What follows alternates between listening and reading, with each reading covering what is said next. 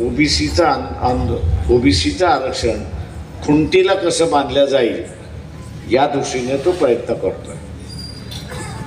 आणि हा प्रयत्न इलेक्शनच्या अगोदर होणार नाही, का इलेक्शनच्या अगोदर झाला तर तो आपल्या अंगावरती उलटेल, कदाचित आपल्या अंगावरती उलटेल, म्हणून तो आत्ता खेळला जाणार नाही.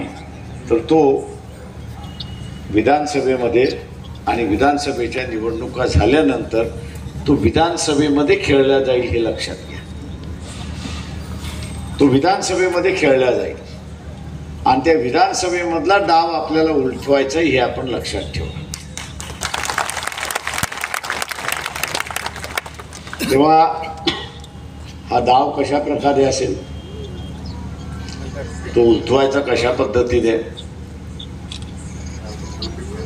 हे मी उद्याच्या असणाऱ्या भाषणामध्ये आपल्याला असणारं त्या ठिकाणी सांगेन. आनंदित ह्याच्यासाठी आहे की जे 40 वर्ष ओबीसीची मूठ बांधावी हा जो आमचा प्रयत्न होता त्याचं जालिम औषध जरांगे पाटीलनी दिलं आमच्याकडे.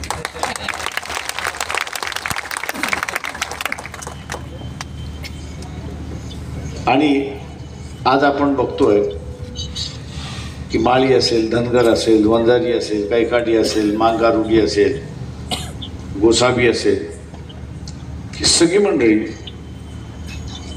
जागृत झाली आणि आमचं आरक्षण वाचलं पाहिजे अशा रीतीच्या घोषणा करायला लागल्या आणि आम्ही आमचं आरक्षण वाचवणार हे निर्धार करायला लागले. हा मी असणारा चळवळीचा फार मोठा विजय मानतो. हा चळवळीचा फार मोठा विजय आहे. कारण का ह्याच्या अगोदर माळी समाजाच्या सभा संमेलनं झाली का, तर झाली. धनगर समाजाची झाली का, तर झाली. इतर समाजाच्या झाल्या का, तर झाल्या. या जालन्यामध्ये सुद्धा मागच्या कोविडच्या अगोदर सगळ्या भटक्या विमुक्तांची असणारी बैठक या ठिकाणी बोलवण्यात आली होती आणि प्रचंड मोठ्या प्रमाणात भटक्या विमुक्त त्या ठिकाणी आले होते. प्रचंड मोठ्या प्रमाणात आले होते, पण पुन्हा विखुरले.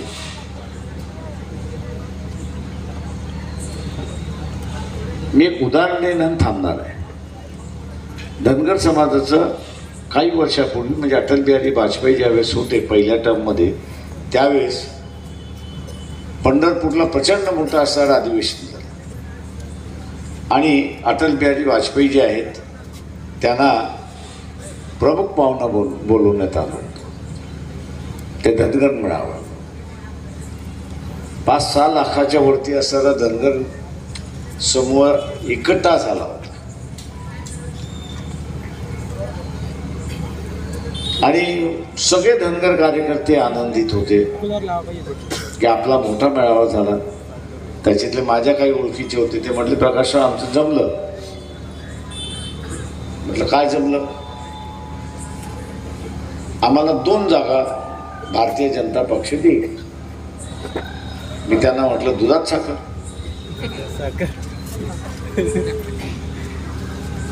2 महिन्यानंतर निवडणुका आल्या. भारतीय जनता पक्षाची यादी जाहीर झाली, पण धनगर समाजाचा एकही उमेदवार आणि मतदारसंघ देण्यात आला. त्यावेळेस तेच कार्यकर्ते म्हटलं काय झालं प्रकाशराव, आम्हाला एवढं मोठं आम्ही जमलो तरी आम्हाला उमेदवारी नाही. मी म्हटलं 2 गोष्टी आहेत. एक तर हे तुम्हाला मानत नाहीत,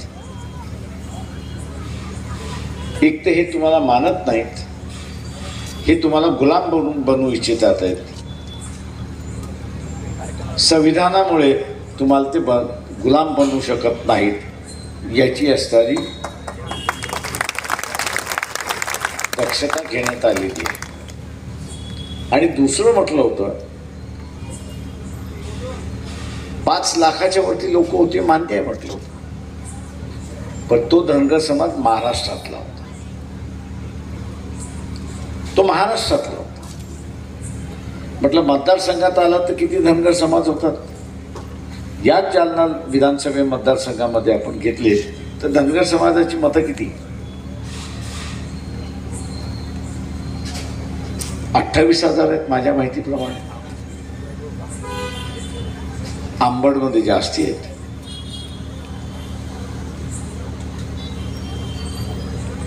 तर म्हटलं चर्चा हीच होते की आपण असं 28,000 मताला फार महत्व द्यायचं नाही. आणि म्हणून म्हटलं उमेदवारी मिळाली नाही, आम्ही काय केलं पाहिजे. मी त्यांना सर म्हटलं फक्त त्या सभेमध्ये आणि त्या व्यासपीठावरती एक माली, एक वंजारी, एक बंजारा, एक कैकाडी असे म्हटलं अनेक वेगवेगळ्या ओबीसी मधल्या समूहातले कार्यकर्ते नेते म्हणा त्या व्यासपीठावरती बसवलं असतं तर तुम्हाला एक काय म्हटलं 3 जागा मिळाल्या असत्या. हे म्हटलं कसं काय. मी त्यांना एवढंच म्हणालो, व्यासपीठाच्या पाठीमागे त्याने भाषण करण्याची गरज नाही, पण जी बसलेली व्यक्तीच आहेत, वंजारी समाजाचं, माळी समाजाचं, टाकुणकर समाजाचं, कैकाडी समाजाचं, सोनार सुतार लोहार धुवी या समूहामधला असेल.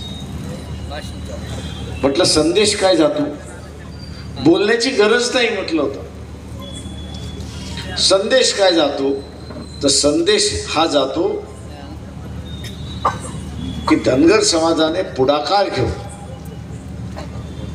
धनगर समाजाने पुढाकार घेऊन ओबीसीची मूठ बांधलेली आहे आणि आज सगळा ओबीसी एकटवलेला अशी असणारी परिस्थिती आहे. आणि मग म्हटलं तर त्या एका मतदारसंघामध्ये धनगर किती आहेत ही मोजणी झाली नसती, तर मोजणी तिथे झाली असती की त्या मतदारसंघामध्ये ओबीसी किती आहेत. आणि मग लक्षात आलं असतं की 3 लाख मतदारामध्ये 3 लाख मतदारामध्ये 1.5 लाख ओबीसीच आहेत, 50% आहे.